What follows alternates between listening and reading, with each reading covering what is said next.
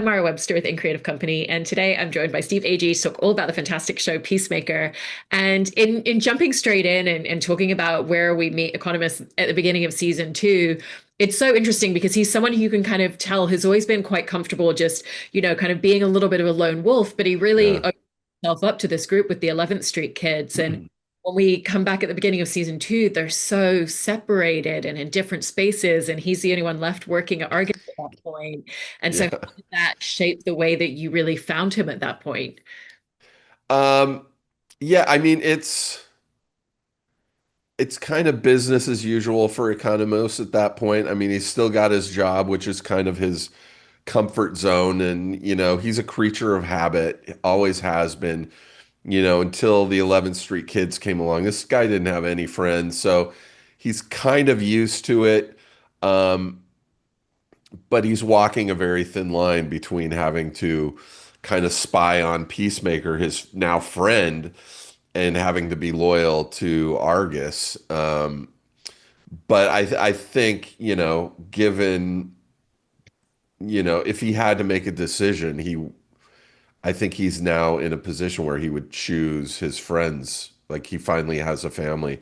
So, it's kind of just a paycheck and a job, which he does love, but he doesn't love what he's having to do right now. But he is also in a good position this season to kind of watch after Peacemaker and kind of let him know that, there are people who are coming from him. So it's good that he can be in a place where he can warn them as well.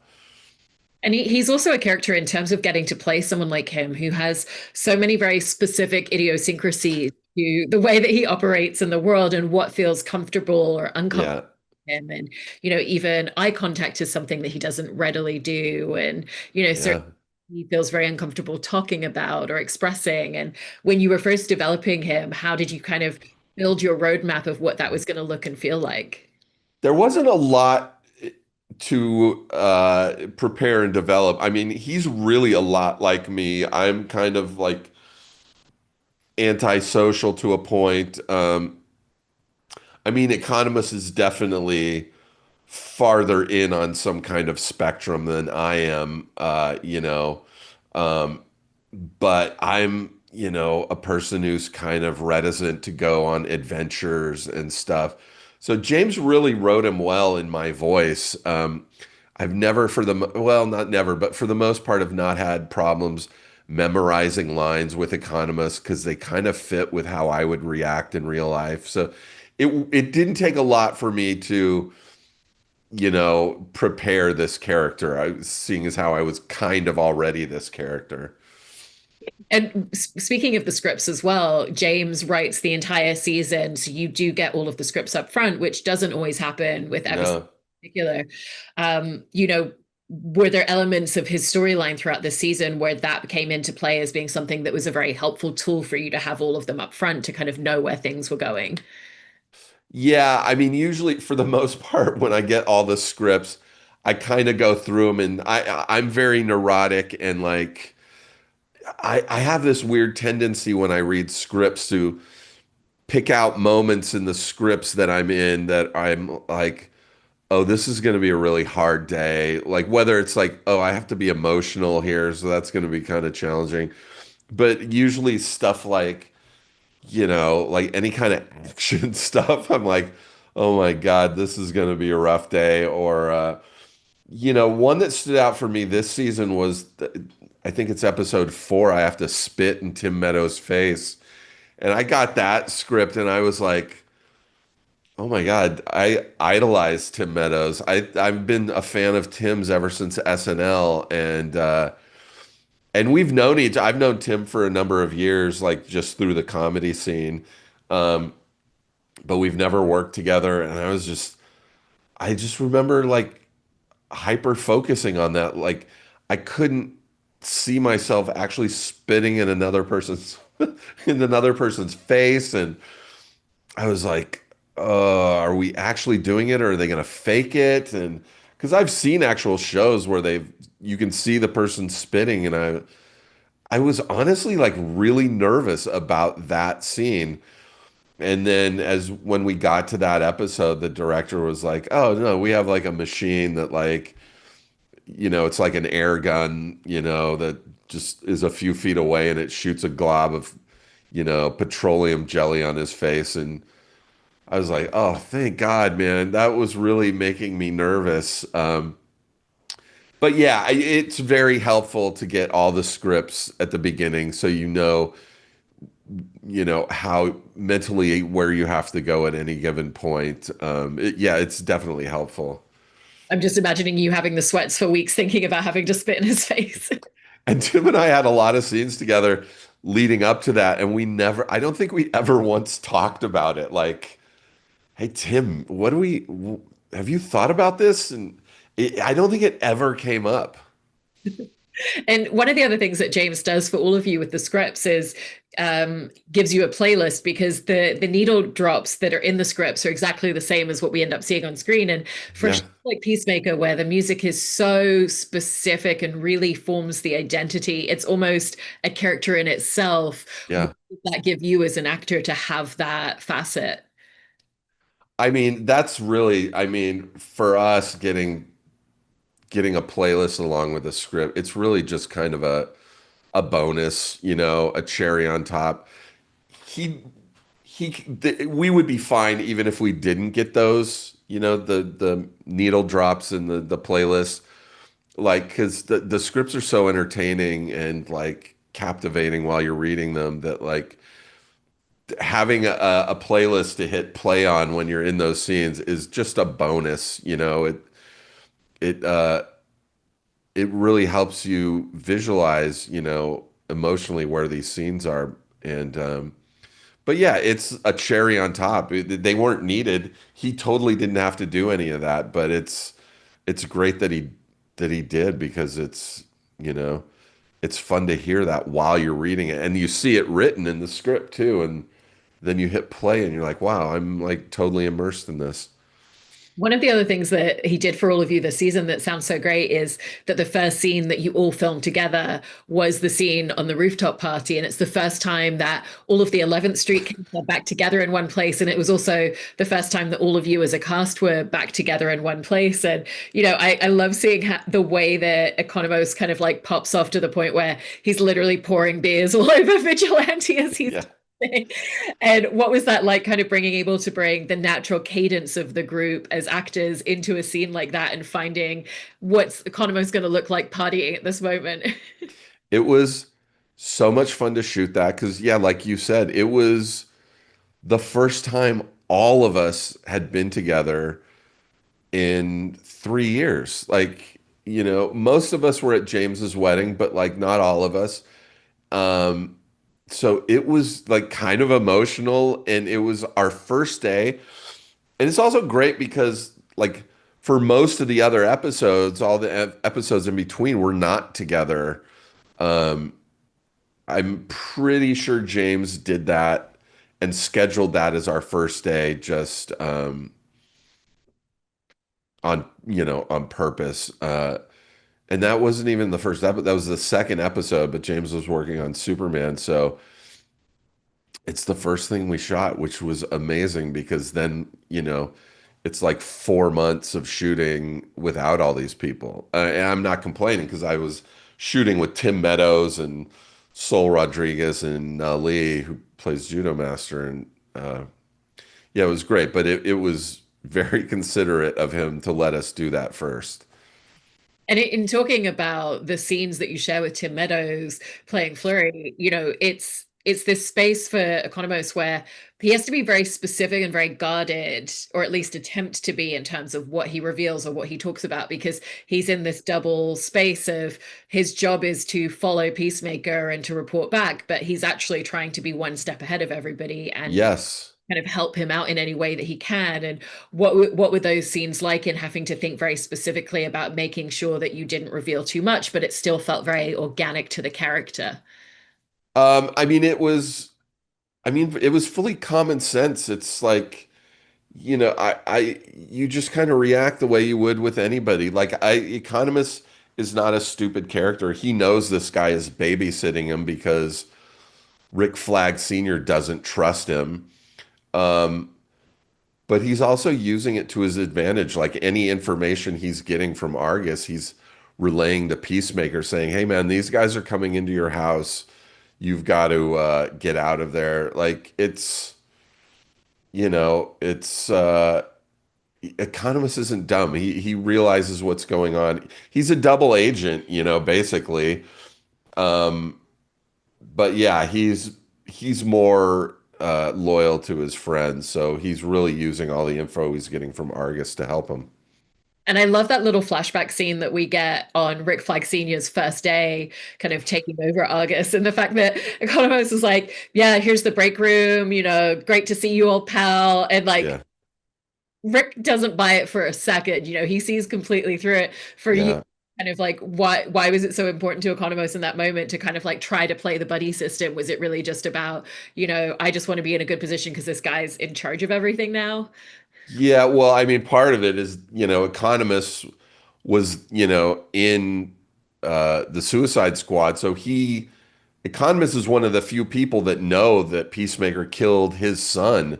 Um, so I really, really, I meaning Economist, do not want to rock the boat with Rick Flag. I want this guy to be as comfortable with me and like not suspicious or anything. So yeah, that's Economist kind of sucking up to him to kind of get him off his back. And one of the other things with him and Peacemaker is that, he witnessed Peacemaker kill his own father, and he's kind of seen the emotional fallout of that. How for you did that shape some of the levels or the ways that he felt very protective of him this season?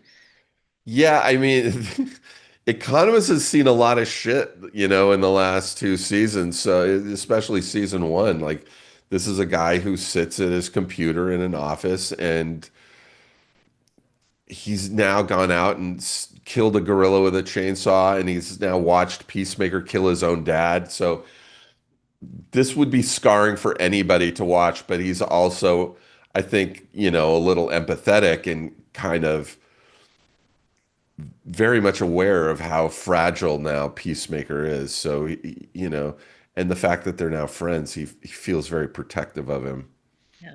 And with Danielle Brooks's character with Adebayo, she kind of feels like the moral center of the group in a lot of ways. And I thought it was Hmm. sweet that that's the person that he went to see and kind of talk to just to reason things out and try to find logic and a sounding board. And, what do you feel like that really gave him in having someone like her that he could actually talk to about everything? Because the rest of the time he's just holding it all in. I mean, his whole life he's been holding it in. That's why this group of people is so powerful, like he's never had that and he doesn't want to lose it. So like I said, with Peacemaker, he's very, possessive and protective of his friends. And that goes with Adebayo and even Vigilante and Harcourt. Yeah, he finally is in a place where he has a sounding board where he can kind of vent and run stuff by people and like help, figure stuff out and get answers. It's something he has not been used to in the past. And within this whole group, because none of them express emotion super easily with each other, they kind of have this language of their own, which is trading insults is how we communicate our feelings with one. Yeah. What does that kind of really give the dynamic of the group for you to be able to kind of like trade those barbs, but know that there's a lot of different feelings and the different emotions behind them at different points?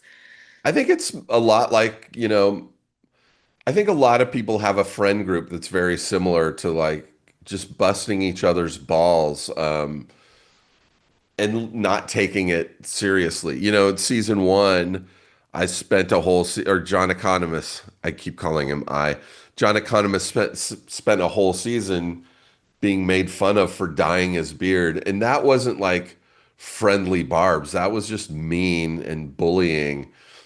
So there's a big difference, and this season we can all just kind of insult each other, but like know that we're not hurting each other's feelings. It really rolls off everybody's backs. There's also a huge part of him that's very much the reluctant person of the group to ever get into any sense of danger or action. And, how did that play into a lot of the scenes where, Peacemaker's gone off and he's left them the device and has said, hand this into Argus and all of you guys will be clear. And he's trying to sacrifice himself to save them. And they're all going, no, we're going to go after him. And Economos is kind of the one to be like, do we need to? But you kind of know he's going to. He's a coward, like all the way to his core, but for his friends, he'll do anything. It really just t takes a nudge. It doesn't even take that big of a nudge, but you nailed it when you said reluctant. That's like one of the best descriptive words, for economists is reluctant. And how does that shape some of the physical side when he is pushed into these situations and scenarios? Because even going back to the rooftop party, to have Vigilante like throwing him multiple beers and he just keeps dropping them, he's not the most physically adept of the group either.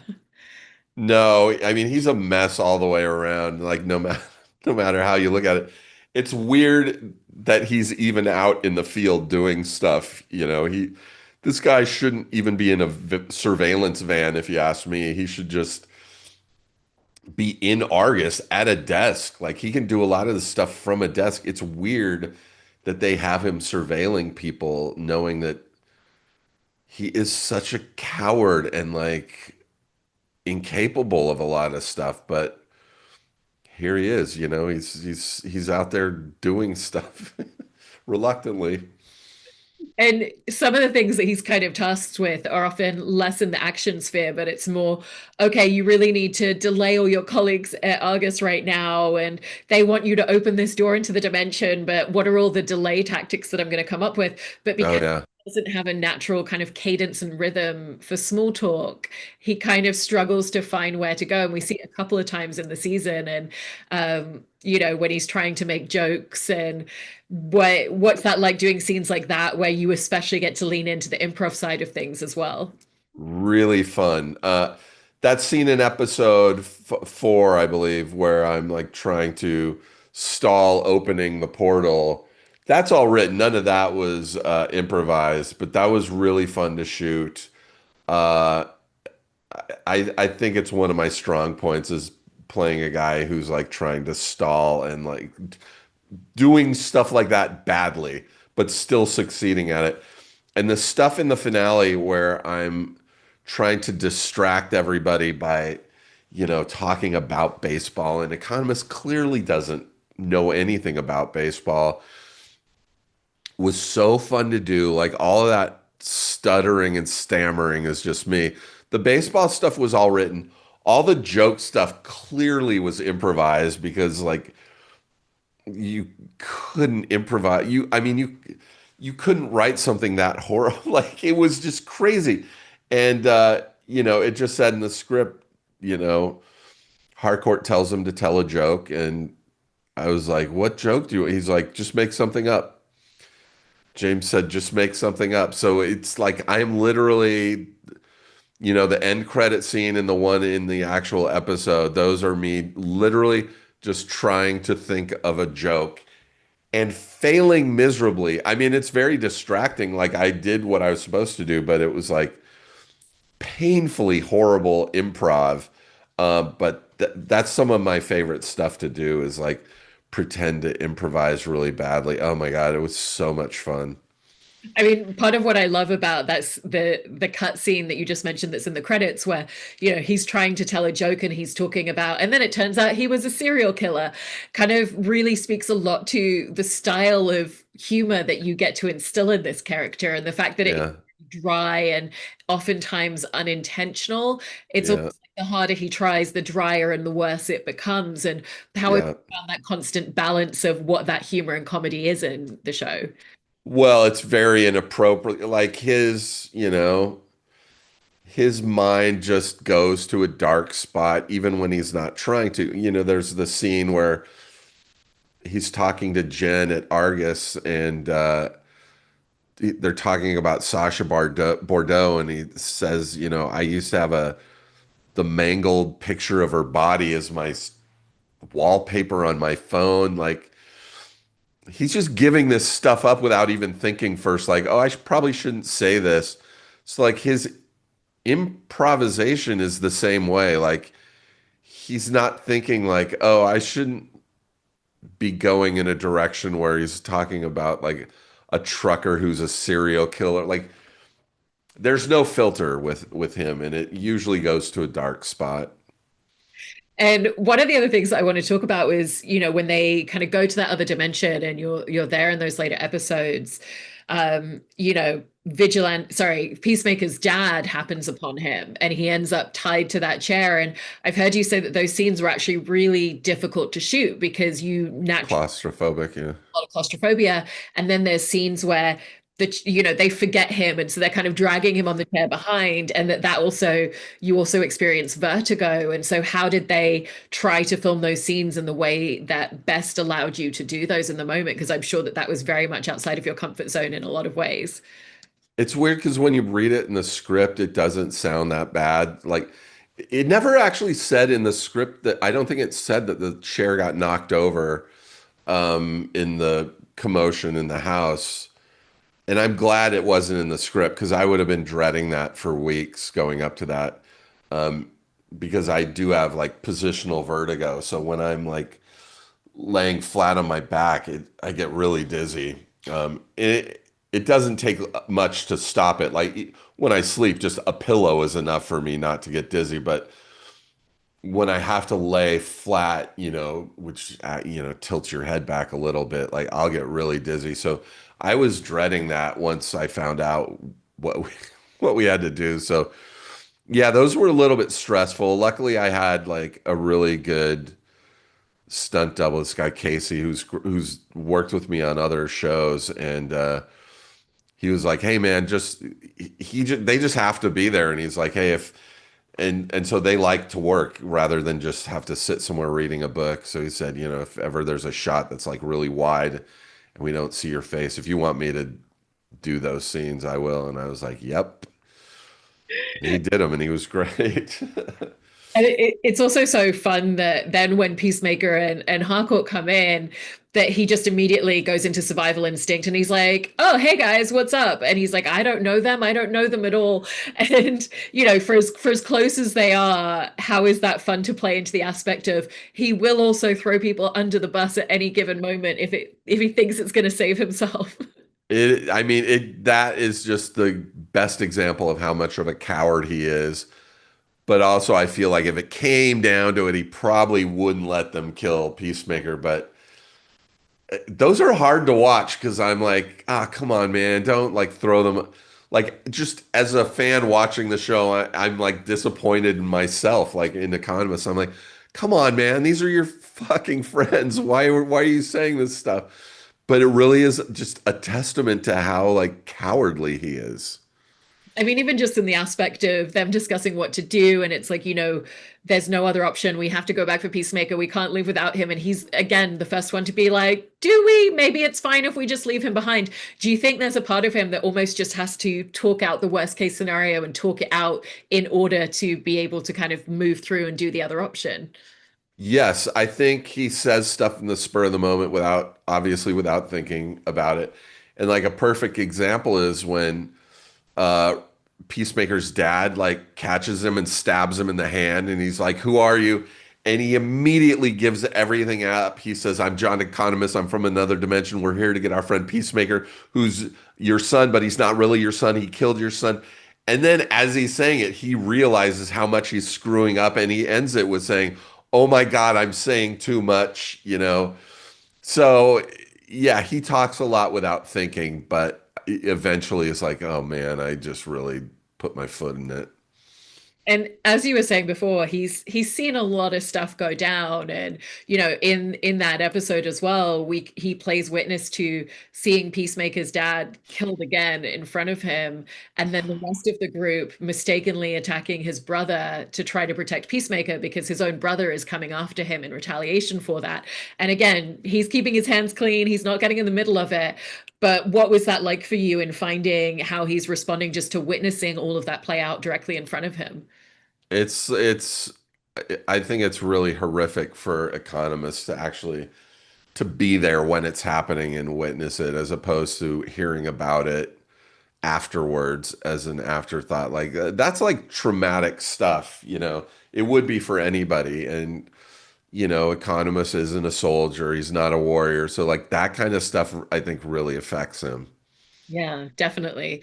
And even just the fact that this group kind of really comes out on the other side of it, and there's that lovely scene in the motel room where Adebayo is the one kind of really instilling this sense of self in Peacemaker when he's completely broken and he doesn't trust himself. He's like, no, like you actually, when you're listening to us and when you're listening to yourself, that's when things are going right. It's Yeah. not you that's the problem. And she kind of talks on behalf of Economos because he's never going to say how he feels out loud, but even the fact that he doesn't object to any of it tells you that he believes that. And so I also just wanted to ask about, the feeling and the incentive in that room in that moment for him. It's really emotional when we're Danielle is such a good actor, you know, she's classically trained and God, she's so good. Like I often found myself like not even thinking that I was in a on a set acting, and I would like get caught up just and forget that I had lines coming up sometimes. I would just like be watching and just taken up in the moment. And yeah, those were really emotional to watch as me, Steve, but also, you know, they would have been for economists too. Like he 100% would have been in agreement with everything she was saying. And yeah, like you said, that's stuff that he never would have been able to say on his own. No, and you're right. She's so phenomenal and gives so much in that scene. It was fantastic. And Yeah. I think one of the things that is so fun in watching a show like this, and I think is one of the things that people really connect to, is if you strip all of the superhero side away, at its essence, it's this workplace comedy drama. And 100, yep. how does that give you so much to play off of? Because it is so character driven at the center of it all. Yeah, 100%. I've always said it's a workplace, you know, show that just happens to take place in a world that Superman exists. So it's pretty easy to play all these, you know, scenarios and parts because it's still grounded in a world of people with, you know, heart and but people who are broken. Um, you know, you just kind of have to play it a little bit more real, even though it takes place in, you know, a world where there's crazy monsters and stuff like that. Definitely. And, in kind of like looking at where he is at the end of the season finale, you've got the 11th Street Kids has expanded their group. They've set up this new organization, Checkmate. Yeah. What did that really put Economos for you in terms of the landscape of the show and where you felt like he was at? Um, I think it's just more, I think it's mentally better for economists. He's in an environment now that's not toxic. He's in an environment with like-minded people and friends. I'm excited to see, you know, what happens, um, you know, with the future of these people. I honestly don't know where it's going. Um, it does seem to be leaning towards, you know, a checkmate series, although it's not been confirmed. I haven't heard of it, but I mean, that looks like that's the way it was set up, and it, you know, also is setting up a world, you know, for the next Superman movie with Sanctuary and this prison planet. So there's a lot of possibilities out there. Yeah, everything's always interwoven into completely different entities in Yeah. this wonderful way. Well, I love everything that you got to play to in this season, and Oh, thank thanks. you about it. Really appreciate it, Steve. Thanks for having me. It's been great.